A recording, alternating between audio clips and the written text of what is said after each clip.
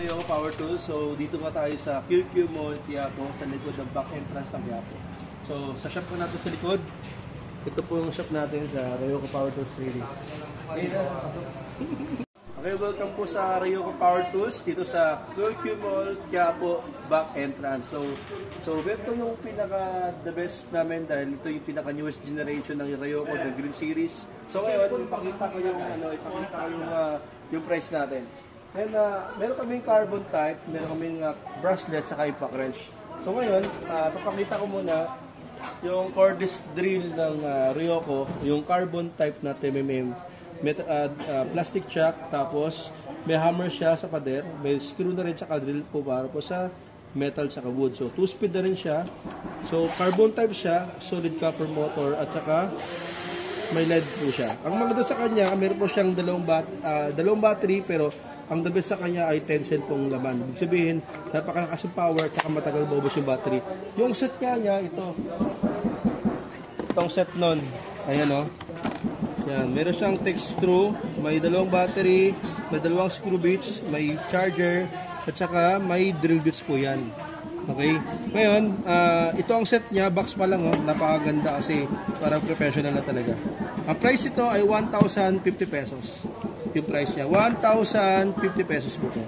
Bukod sa carbon, meron tayong cordless drill na brushless. Ibig sabihin, yung kanina may carbon, ngayon brushless na siya. So hindi na ginagamitan ng carbon. So hindi na po nasusunog yung motor. Napakalakas, hindi mo po kaya pigilan. Kahit pigilan mo siya, hindi mo ito mapipigilan. Napakalakas talaga. Copper motor na rin siya. 2-speed na rin.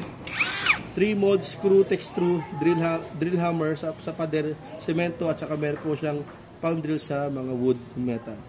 So sa kanya, meron po siyang 10 cell battery din. Tapos LED light na rin.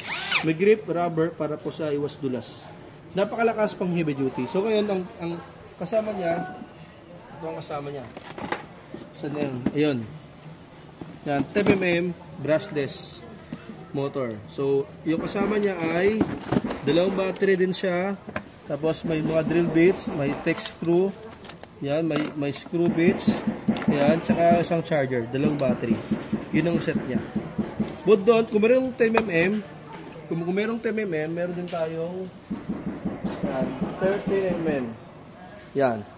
So 30mm, big sabihin po, malaki yung chuck niya, metal chuck na rin siya, 2-speed na rin.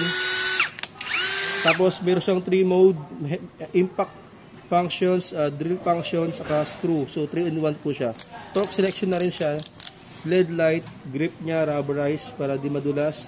At ang maganda sa kanya, ito yung 10 cell ang battery. So napakatagal maubos, napakatagal at saka powerful po yung motor nito. Sobrang powerful. Ayun o. So basic na ito yung mga semento, yung mga pader, napakadalo. So ang set po niya, ito ang set niya. Yan. Ay, kasi ito. So yung set nun. Ito. So ang set niya ay ayan. So ito yung machine natin. Meron siyang flat drill bits, may screw, may mga drill bits din siya. Tapos dalawang battery, isang charger, ito yung unit natin. So ang price nito ay 1,700 po.